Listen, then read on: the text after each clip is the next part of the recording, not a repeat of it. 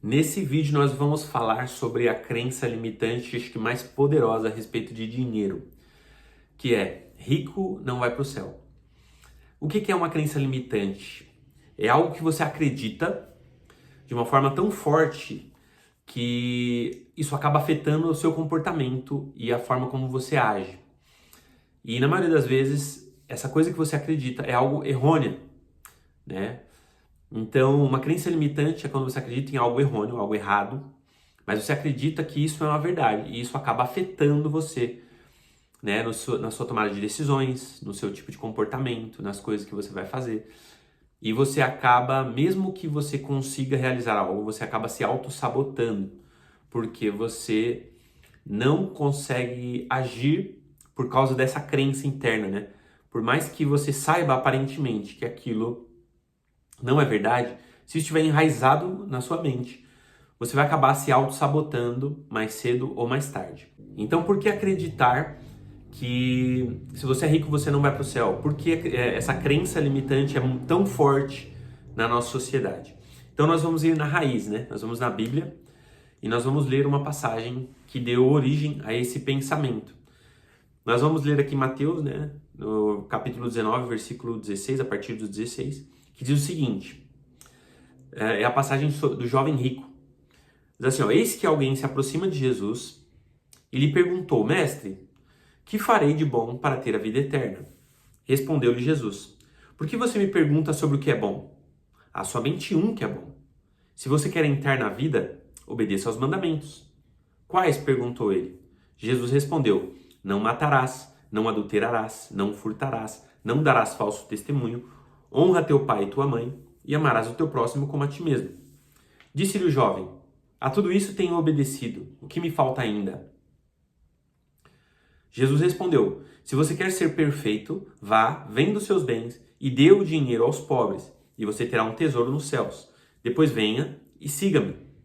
Ouvindo isso, o jovem afastou-se triste, porque tinha muitas riquezas. Então Jesus disse aos discípulos, digo-lhes a verdade, dificilmente um rico entrará no reino dos céus. Eu lhes digo, é mais fácil passar um camelo pelo fundo de uma agulha do que um rico entrar no reino de Deus. Ao ouvirem isso, os discípulos ficaram perplexos e perguntaram, neste caso, quem pode ser salvo? E Jesus olhou para eles e respondeu, para o homem é impossível, mas para Deus todas as coisas são possíveis. Então, a partir desse versículo, que criou-se no imaginário das pessoas de que, né, o rico não entra no céu. Porque, afinal, Jesus disse que é muito difícil um rico entrar no reino do céu. E essa passagem ela é tirada do seu contexto. Reparem que o jovem rico ele chega para Jesus e diz assim, ó, mestre, o que eu preciso fazer de bom para herdar o reino dos céus? Aí Jesus fala, bom? Só Deus é bom. Você quer entrar no reino? Obedeça os mandamentos. E aí Jesus cita os mandamentos para ele. E aí ele fala com um tom de orgulho para Jesus, né? Fala assim, isso aí eu tenho cumprido desde quando eu era criança. É como se ele estivesse dizendo para Jesus assim, ó, fala algo mais. Quero que o Senhor diga mais alguma coisa. E Jesus vira para ele e fala, se você quer ser perfeito, vai, vende tudo que você tem, dá aos pobres, então vem e me segue. Repara que a Bíblia diz assim, ó, e Jesus vendo que ele era muito rico, então, e ele estava mostrando sim um ar de orgulho, né, para Jesus. E Jesus vai lá e toca na ferida dele. E Jesus estava mostrando para ele exatamente que ninguém é bom, ninguém pode ser salvo. Porque se você é cristão, né, você sabe que a salvação ela é exclusivamente pela graça de Deus. Se você não é cristão ainda, saiba disso. Para nós sermos salvos, né, basta crer em Jesus de todo o coração e você vai ser salvo. A salvação ela é gratuita. Ela é por causa do sangue de Jesus, não é por causa do nosso mérito e da nossa capacidade. Então o jovem rico, ele estava tentando mostrar para Jesus o quão bom ele era. E aí Jesus toca numa ferida dele, né, que era a sua riqueza. Então ele não conseguiu, né, aguentar, acabou indo embora. E aí Jesus fala para os discípulos, quão difícil é para um rico entrar no reino dos céus. E reparem o que a Bíblia diz, né? Os discípulos eles ficaram perplexos e perguntaram para Jesus, então quem pode ser salvo? Em outras palavras, né, eles pensavam, poxa, os ricos eles tinham uma certa prioridade para entrar no reino dos céus. Esse imaginário também vinha de uma época em que eles entenderam que todos os grandes homens da Bíblia eram homens ricos. Então eles pensaram, O rico é porque agrada a Deus, e quem é pobre é porque desagrada.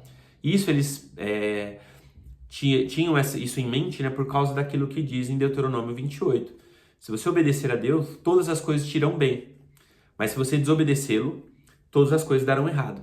Então era muito comum, estava no imaginário daquelas pessoas, que se você nascesse aleijado, com alguma doença, algum sofrimento, você estava debaixo de maldição porque você era um pecador e desobediente a Deus. E se você fosse rico, bem-sucedido, tivesse bens, posses, você agradava a Deus. Por isso que eles ficaram perplexos. E aí Jesus responde dando a resposta e que faz a gente entender esse contexto, né? Que é o seguinte, quando eles falam, puxa, então quem pode ser salvo? Jesus fala assim, ó, o que para o homem é impossível, a Deus é possível. Então, para o homem é impossível se salvar. Não importa se você é rico, se você é pobre, se você se considera bom, se considera ruim, todos somos pecadores e merecemos o inferno. Mas Jesus diz, o que para o homem é impossível, a Deus é possível. Será que é isso mesmo, Eduardo? Você não está querendo forçar um pouco a barra? É só a gente analisar a Bíblia por completo. Toda a história de Jesus. Por exemplo, quando Jesus se encontra com o chefe dos coletores de impostos, né? E a Bíblia fala, né? Na verdade, tem até uma música, né? Da história dele. Como Zaqueu, né? Como Zaqueu, eu quero subir. Ele encontra Zaqueu. Zaqueu era o chefe dos coletores de impostos. Eles tinham uma fama de ser ladrões e os coletores de impostos, eles eram ricos, né? Eles roubavam um pouco do imposto, vamos dizer assim. E recebiam um gordo salário também do governo. No caso de Zaqueu, ele era chefe dos coletores. Então você imagina que o salário dele com certeza era maior, ele tinha muito mais condições. E ele era um homem muito rico, a Bíblia diz. E Jesus vai comer na casa dele. Jesus fala assim, ó, desce aí que hoje nós vamos jantar lá na sua casa. E aí Zaqueu diz o seguinte, Senhor, eu vou doar metade do que eu tenho para os pobres, e se de alguém eu tomei alguma coisa, se eu fui injusto, eu vou devolver 4 vezes mais. E aí Jesus fala assim, ó, hoje entrou salvação nessa casa. Repare que para Zaqueu, Jesus não mandou ele dar tudo. Ele poderia ter falado, não, Zaqueu, metade não, dá tudo, porque aí sim você vai ser salvo. Repare que para o jovem rico, Jesus não associou a doação da sua riqueza com salvação, mas sim com tesouro no céu, recompensa. Então, quando o jovem rico chega e fala, mas isso aí eu tenho obedecido desde quando eu era criança. Tem mais alguma coisa? Aí Jesus fala, se você quer ser perfeito, vai, vende tudo que você tem, dá aos pobres, e depois vem e me segue. Então reparem que Jesus, quando ele pergunta sobre salvação, Jesus fala, obedeça aos mandamentos. E mesmo assim, nós que somos cristãos sabemos, né, como eu já disse antes, que ninguém pode obedecer aos mandamentos e ser salvo. Porque a salvação ela é somente pela graça. Então a gente vê várias vezes na Bíblia Jesus reforçando essa ideia. E as pessoas elas associam a ideia de que ter dinheiro é algo errado, é algo ruim. Nós tendemos aos extremos, né? Então você vai encontrar igrejas aí que tem a teologia da prosperidade. Se você crê em Jesus, tudo vai dar certo, você vai ter dinheiro, vai ser feliz, vai ser maravilhoso. E temos, por outro lado, a teologia da pobreza. Não, nós vamos para o céu, então não precisa ter nada, a gente não merece, nem precisa ter dinheiro e coisa e tal. Na verdade, é o que a Bíblia ensina. A Bíblia ensina que o dinheiro é bom e você pode usufruir dele. A Bíblia diz em Eclesiastes que ao homem que Deus quer dar um dom, um presente, Deus o abençoa com riqueza e com capacidade de usufruir da sua riqueza. Então tem muito rico que não usufrui da sua riqueza, né? Então esse versículo eu não me lembro muito bem, depois eu vou pôr aí nos próximos vídeos, mas ele fala sobre isso, né? Que Deus ele concede riquezas ao homem e capacidade para desfrutar dessa riqueza. E isso é um dom de Deus, ou seja, um presente de Deus. Jesus, toda vez que ele fala sobre dinheiro, e a Bíblia fala mais de dinheiro do que sobre outras coisas, né? No Novo Testamento, por exemplo, do que sobre fé, por exemplo. Por quê? Porque dinheiro, ele é algo bom, que a gente pode usufruir, mas ele pode ser usado para o mal, especialmente porque ele oferece coisas que só Deus pode dar.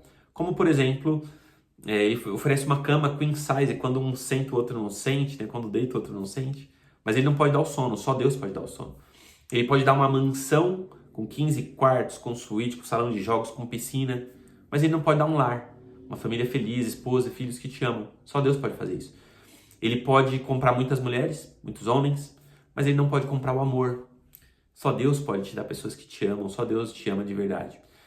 Então reparem que o dinheiro ele concorre, né, com Deus. Assim como todas as outras coisas também concorrem. A gente pode idolatrar ou adorar qualquer outra coisa que não seja o próprio Deus.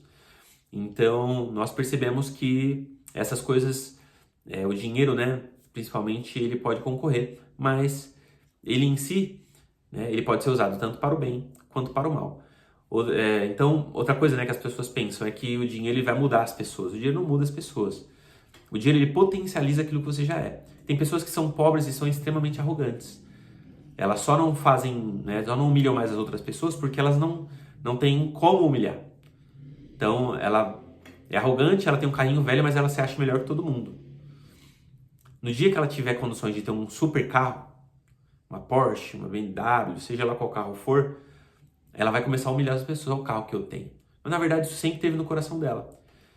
Então o problema não é o dinheiro, mas sim o problema é o nosso caráter. Então a Bíblia o tempo todo fala sobre isso. Jesus ensina, por exemplo, que de um homem que ele ganhou muito dinheiro.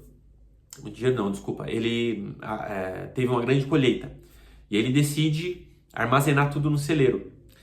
E aí ele fala assim, né? Eu vou armazenar, fazer celeiros maiores, né? Quebrar esses, fazer uns maiores para guardar tudo. Eu não vou precisar me preocupar com mais nada, eu vou estar com a vida garantida.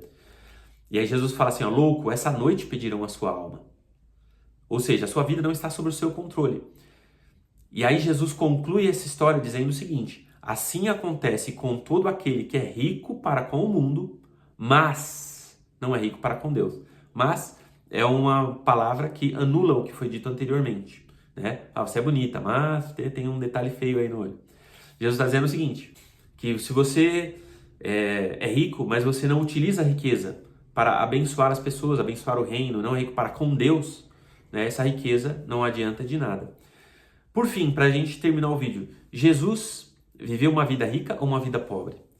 A maioria das pessoas vai dizer, Jesus viveu uma vida pobre, ele não tinha onde reclinar a cabeça, ele nasceu numa manjedoura e tal. Então as pessoas associam isso à pobreza.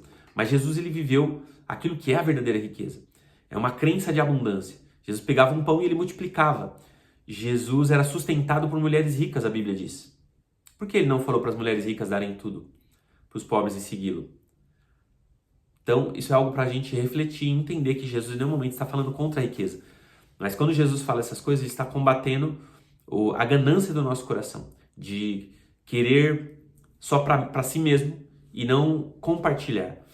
Né? No reino, Jesus ele ensina que nós devemos compartilhar. Não é à toa que o próprio Jesus ensina, né? Ele fala assim, ó, deem e Deus te devolverá, numa boa medida, calcada, sacudida e transbordante. Então Jesus está dando uma motivação para que nós possamos compartilhar, doar, seja tempo, dinheiro, os nossos recursos de forma geral, e ele será multiplicado, nós teremos cada vez mais. Então, se Jesus não quisesse que nós tivéssemos mais, porque ele falaria que a nossa recompensa seria ter mais. Então a questão não é ter ou não ter dinheiro. Vão ter pessoas que vão ter, tem pessoas que não vão ter. Sempre haverá pobres na terra. Mas a questão primordial é a seguinte: onde está o seu coração? Seu coração não pode estar no dinheiro, porque o dinheiro ele é um péssimo senhor, mas é um ótimo escravo. Se ele mandar em você, você será uma pessoa extremamente horrível.